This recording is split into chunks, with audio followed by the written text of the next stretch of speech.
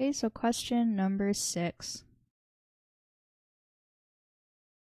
Draw the Lewis structure for acetone and answer the following. Which, if any, hydrogen atoms in acetone can participate in hydrogen bonding?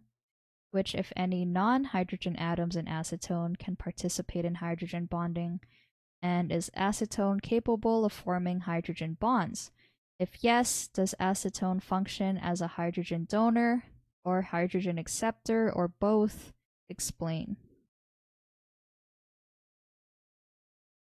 Okay, so first I'll just show the structure of acetone. So it can also be known as propanone. So this means it is a 3-membered or 3-carbon long chain. And in the middle, there's a carbonyl group or a ketone. So this is acetone.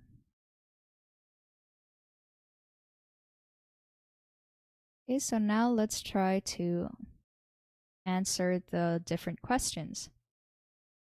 Which, if any, hydrogen atoms in acetone can participate in hydrogen bonding? So if we look at all of the hydrogens in this structure, they're all bonded to the carbon. So in order for hydrogen bonding to take place, these hydrogens need to be bonded to an electronegative atom, such as oxygen. But since they're bonded to the carbon, then that means that no hydrogen atoms in acetone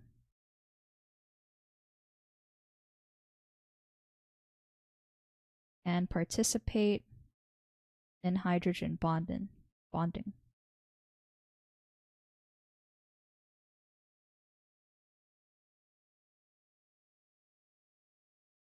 And this is because carbon is not, or I'll just say that, yeah, carbon is not electronegative enough.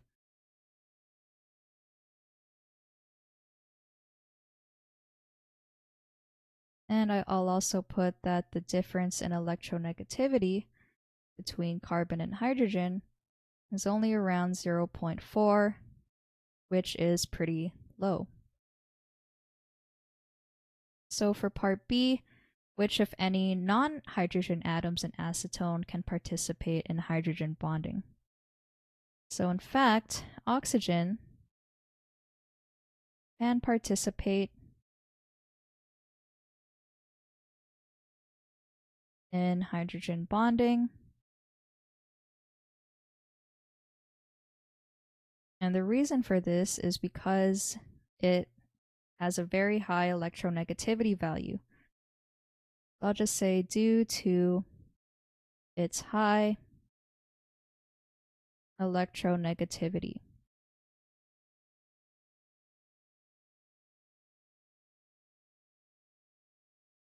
And now they say, is acetone capable of forming hydrogen bonds? If yes, does acetone function as a hydrogen donor, a hydrogen acceptor, or both? Okay, so acetone can be a hydrogen acceptor. Okay, so let me show why. So we mentioned earlier that oxygen is more electronegative compared to the carbon. So because of its electronegativity, a dipole moment can form in the direction of oxygen, making acetone have a partially negative side and a partially positive side. So when acetone is exposed to other polar molecules such as water, so let me draw water here.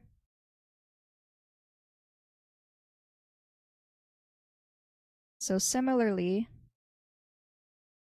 water is a polar molecule, so there's going to be a net dipole moment going towards the oxygen, making this side partially negative and the sides with the hydrogens partially positive.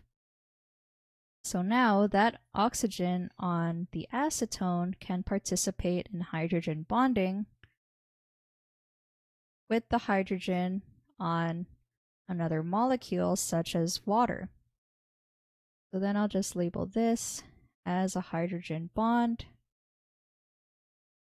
So this is hydrogen bonding,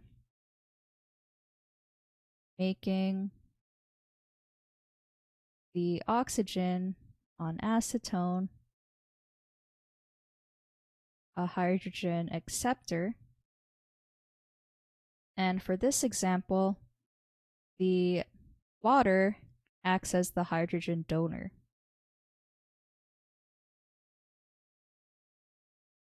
So I'll just add that too. Water is the hydrogen donor in this example.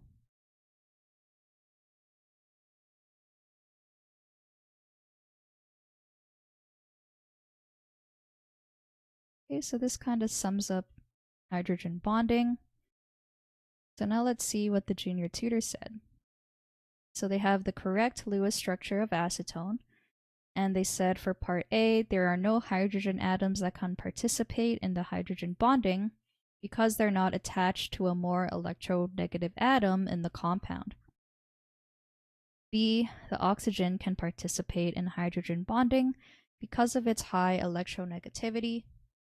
C, acetone functions as a hydrogen acceptor due to the presence of oxygen in the compound. Yep, so this solution is correct.